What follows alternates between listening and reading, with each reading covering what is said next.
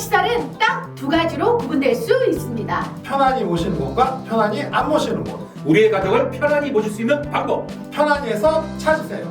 요양의 모든 것 편안히.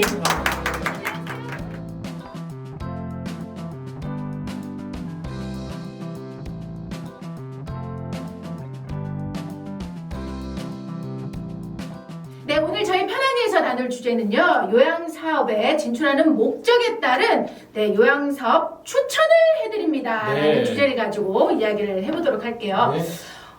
진짜 요양사업에 진출하는 목적은 과연 어떤 것들이 있을까요? 뭐 이게 지금 앞에 네. 시간에도 몇 번 언급을 드렸는데 정말 중요한 부분이죠. 제일 많이 이렇게 네네. 나오는 목적 중에는 네. 가족 생계입니다. 그쵸. 지금 퇴직이 이제 55세 막 60사이에 퇴직을 하시는데 맞다. 실은 다들 80세 이상을 바라보거든요. 그러니까 30년은 요새 60대 너무 젊어요. 네, 30년을 일을 안 하고 사는 게 너무 힘든 거예요. 맞아. 그렇다 보니 25 그분들이 세는. 대개는 가족 생계 어떤 경제적인 욕구로 시작하는 경우가 되게 많습니다. 네, 물론 네, 그것도 많이 벌고 싶은 사람도 있고 나는 연금이 있으니까 적당량만 벌면 돼요. 뭐 이렇게 어떤 원하시는 소득 금액의 차이는 있지만 네. 가족 생계의 목적이 가장 크고요. 두 번째는 어떤 사회봉사적인 측면이나 네네. 종교적인 헌신 때문에 또 시작하시려는 분들도 되게 많습니다. 그렇겠죠. 네네네. 사회봉사는 어떤 개인도 그렇고 뭐 특히 뭐 종교재단들 같은 경우에는 종교적인 어떤 선교라든지 그런 목적으로 해서 또 그리고 돈을 많이 남기지는 않아도 되고 사회에 이렇게 기여를 하고 싶습니다. 이런 분들도 그쵸. 꽤 많은 거고요. 네네. 그리고 뭐 그다음에 실은 상속이나 증여를 위해서 하시는 분들 되게 많습니다. 저희한테 오히려 상담 요청하시는 케이스들 중에 그 모실 곳을 찾을 때는 부모님 때문에 자녀들이 상담을 받고요. 네네. 설립을 하기 위해서는 부모님을 설립시켜드리고 싶어요 하고 자녀가 찾아오는 경우가 있어요. 그렇죠. 우리 애 놀고 있는데 얘 좀 이해시키고 싶어요 하고 거꾸로 부모님이 찾아오십니다. 우리 부모님 입장에서는 네네. 자녀들이 어떤 안정적인 일을 했으면 해서 본인들이 뭐 특히 의료인이거나 뭐 어린이 유치원 원장님들 분들이 실은 자녀들한테 이걸 많이 권유를 하시고요. 네네. 어떤 자녀들의 단순한 상속 증여도 있지만 자녀들이 뭔가 의미 있는 직업을 갖기를 원하는 의미에서 네네네. 그 찾아오시는 경우들이 되게 많고요. 네네네. 그 다음에는 이제 비즈니스 연계, 개인이 네. 하고 있는 비즈니스. 만약에 내가 병원을 하고 있다. 병원이랑 연계된 요양시설. 기업들은 대부분 이 본인 비즈니스의 연계가 큽니다. 기업들 같은 경우에는 예전에는 사회봉사적인 측면에서 이 시설을 운영을 했다고 하면 네네네. 지금은 본인들이 갖고 있는 비즈니스와의 연계를 위해서 시작되는 케이스가 되게 많습니다. 네네네. 어쨌든 지금 말씀드린 이런 목적들이 요양시설에 들어오는 많은 개인이나 법인들이 가장 주로 가지고 있는 목적입니다. 네네. 근데 우리 대표님께서 항상 하시는 말씀이 있으세요. 예. 이거는 뭐 100번 얘기해도 모자라지 않은 것 같은데 그런 지금까지 말씀하셨던 목적이 있지만 이 요양 비즈니스는 비즈니스긴 하지만 목적 말고 이런 어떤 가슴, 감성을 가져야 된다고 말씀하셨는데 전문용어 거기에 대해서 다시 한번 말씀드리지만 어떤 목적을 갖고 이 일을 진행을 하시던 사회봉사와 헌신의 마음이 없다 그러면 절대 이 일을 하시면 안 맞아요. 돼요. 이 시장은 성장하지만 정말 어려운 시장이고 그렇죠. 사회봉사와 헌신 이런 부분에 대한 어느 정도 따뜻한 마음이 없으면 전 들어오시지 않았으면 좋겠어요. 돈만 보고 들어오면 되게 힘듭니다. 그래서 근데 제가 말하지만 이런 헌신과 따뜻한 마음을 가지신 분이 시설 운영을 잘하면 당연히 그분들한테 돈을 벌 수 그렇죠. 있는 그럼요. 제도적인 네. 제도도 수반돼야 되고 네. 편하게 정말 잘 운영하시는 분들이 베너핏을 느낄 수 있는 당연하죠. 그런 시장이 됐으면 좋겠고요. 네, 네. 이 시장은 정말 따뜻한 마음이 필요합니다. 왜냐면 이게 사업을 이렇게 보다 보면요.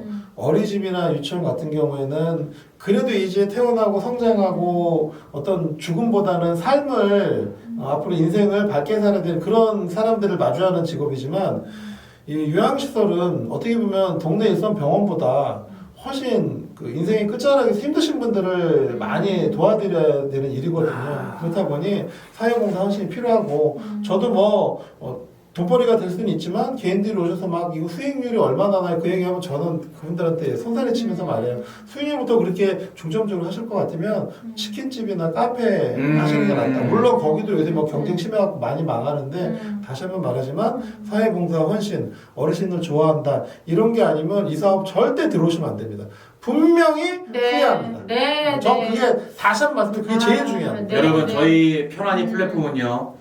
이 요양시설의 질뿐만 아니라 따뜻한 마음까지 담고 그렇습니다. 그렇죠. 제가 다시 한번 말하지만 그 어떤 시설을 내가 이용을 할지는 원장님이나 센터장님의 댐댐이나 그분들의 어떤 성품을 봤을 때 제일 실수하지 않습니다. 맞아요. 요양시설 구분할 때 제일 중요한 거 원장님의 성품입니다. 그분이 과연 사회봉사와 헌신의 의지가 있는지 파악하는 게 제일 중요하고 그 의지는 편안히에서 확인이 가능합니다.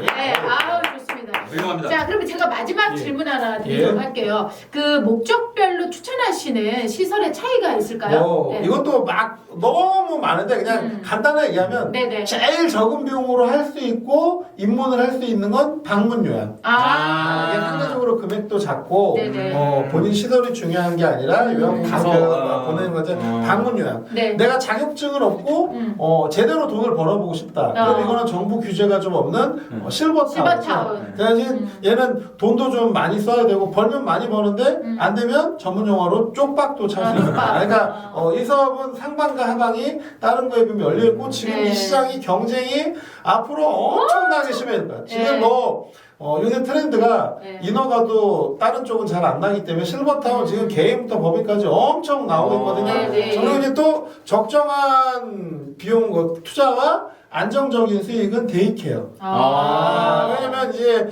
노인 유치원, 데이케어는 요양원이나 요양병원보다는 지역 주민의 저항도 좀 적고 초기 투입 비용도 요양원이랑 요양병원 실버타운보다는 상대적으로 적어요. 그래도 몇 억 정도는 들어가지만 상대적으로 적다. 근데 하지만 수익도 조금 안정적이고 그러니까 가족들이 처음 진행하는 비즈니스로는 데이케어를 또 조금 추천해 드리기도 하고요. 근데 또 이제 본인이 하던 비즈니스와의 어떤 연계라든지 확장성을 따지면 또 요양원 비즈니스. 그러니까 우리가 요양시설을 이용을 할 때도 주변 말만 듣고 그냥 무조건 요양원, 요양병원, 데이케어 막 그냥 가시는 경우들이 되게 많았어요.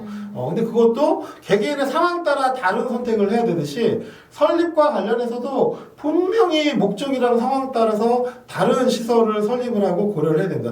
이걸 꼭 편안히 물어보고 시도를 하세요. 맞아요. 그냥 뭐 옆에 업자나 누가 요양원 하세요, 뭐 데이케어 하세요, 실버타운 하세요. 그래서 그 말에 휘둘리지 말고요. 하고자 하는 목적이 뭐고 내가 어떤 리소스를 갖고 있고 내가 몇 년 동안 어떻게 할 건지 명확하게 파악을 하시고 진행을 하셔야 되고 그 상담과 진행을 편안히 해서 하시면 절대 실수하시지 않습니다. 그렇습니다. 그러니까 여러분 저기 누가 야 우리 저기 사촌 언니 동창이 요양시설 차렸는데 야 대박 났더라 너 그거 해라. 그거 할까 그러면? 이러지 말라는 거예요. 그럼 이렇게 넘어가지 말라는 거예요. 그리고 요양시설은 대박이 없습니다. 대박 나려면 사기쳐야 됩니다. 그럼 어느 집에서 대박 났다 이러면 그럼 분명히 사기쳐서 대박 난 건가요? 그걸 제가 좀 이렇게 좀 과장해서 말씀드린 거고요. 어쨌든 저는 이 시장이 정부 보조금이 80%, 85% 주는 시장인데 그쵸. 이거에서 대박이 났다는 건 정부 국고가 줄줄줄줄 샌다는 얘기죠. 정부도 바뀌어야 돼요. 과거에 보면 이렇게 안 하면 운영이 안 되기 때문에 어쩔 수 없이 하셨던 부분들이 있는데 정부가 그런 부분은 눈을 가리고 뭐 불법적인 부분 찾아내고 이분들을 막 범죄자 취급하고 이런 형태로 하는 것도 바뀌어야 됩니다. 근데 어쨌든 한쪽의 모든 책임을 지우기보다는 지금 같이 노력하고 바뀌어야 된다. 제가 다시 한번 말하지만 분명히 이건 바뀔 겁니다. 아우 감사합니다. 좋다 편안히.